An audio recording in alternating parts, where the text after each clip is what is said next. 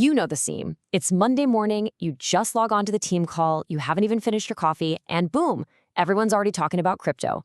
It's that mix of total chaos and wild excitement, and today we are jumping straight into that office crypto bottle. And it always starts with the boss, right? But see, he's not excited, he's just exhausted. He looks at those charts and doesn't see dollar signs. He just sees a massive headache. All he wants is a little bit of stability in a market that, let's be honest, has none. He's our anchor here, just a regular person trying to figure this all out. But, of course, the team, they have very different ideas. In one corner, you've got Rahul, the office Gen Z crypto guy. For him, it is all about altcoins and going to the moon.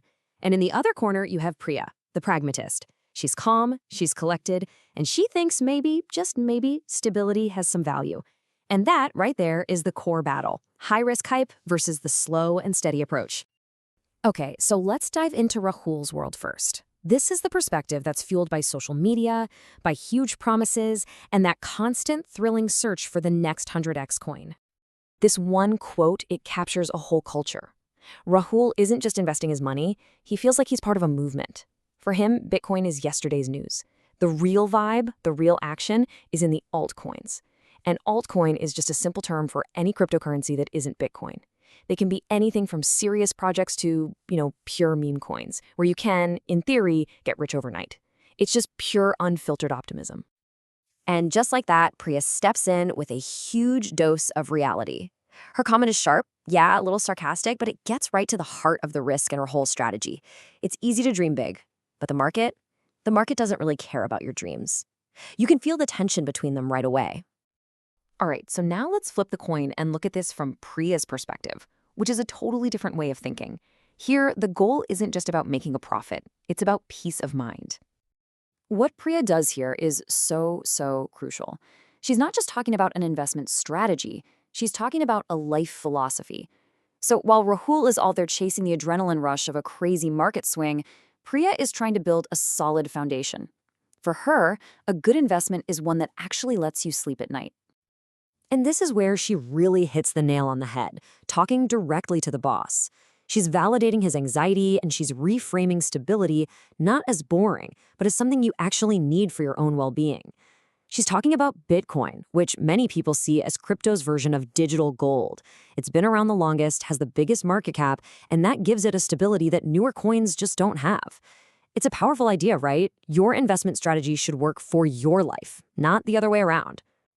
So we've got two completely opposite philosophies on the table. But what happens when the theories stop and someone actually shares their screen with the real-world charts? Well, this is usually where the hype train runs smack into a wall called gravity. And there it is, the moment of truth. Rahul shares his portfolio and yikes. It is not a rocket ship blasting off. It's just a sea of red, downward-pointing arrows. I mean, if you've ever chased a speculative asset a little too hard, you know this exact feeling. But Rahul's optimism? Man, it's bulletproof. He's trying to frame this crash as a brilliant strategic move, like a coiling spring that's just about to launch. It's such a classic case of emotional investing. You're trying to rationalize a loss and just hoping for a miracle to turn things around.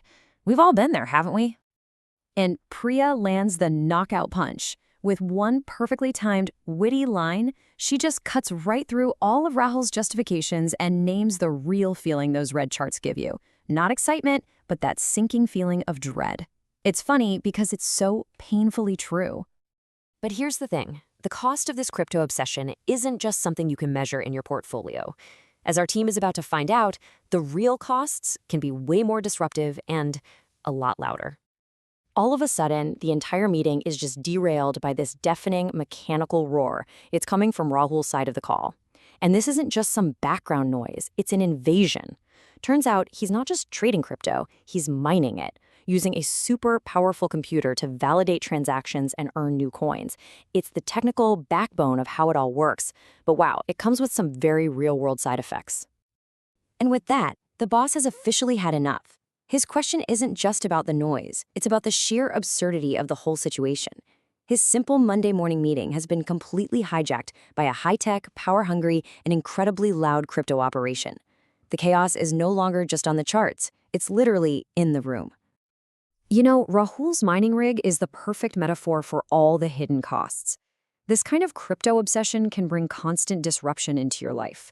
It has very real, literal costs, like sky-high electricity bills. It can create professional problems. Hello, HR complaints. And on top of everything, it just adds this whole other layer of emotional stress. So after all the talk about altcoins and momentum and mining rigs, what does this story really boil down to? What does the person at the very center of all this chaos, the boss, actually want out of all this? And here it is. It's not about finding the next Bitcoin. It's not about Lambos. It's about three incredibly simple human things. He wants some peace and quiet in his own office. He wants someone to explain this crazy complex world in simple terms he can actually understand. And yeah, he just wants to keep the utility bills from going through the roof. And in the end, it's Priya who offers the real solution. She doesn't promise him riches or the next big thing. She offers something far more valuable: clarity. She offers to explain the balance, not just of a portfolio, but of the whole approach. She is the voice of reason the boss was looking for all along. So after all the chaos, the hype, and the humor, what's the big takeaway? It's simple, really. This isn't about being on Team Rahul or Team Priya. It's about finding the strategy that aligns with your own tolerance for risk, your own life goals, and most importantly, your own peace of mind. The best investment is always the one that works for you. And that leaves us with one final question for you to think about.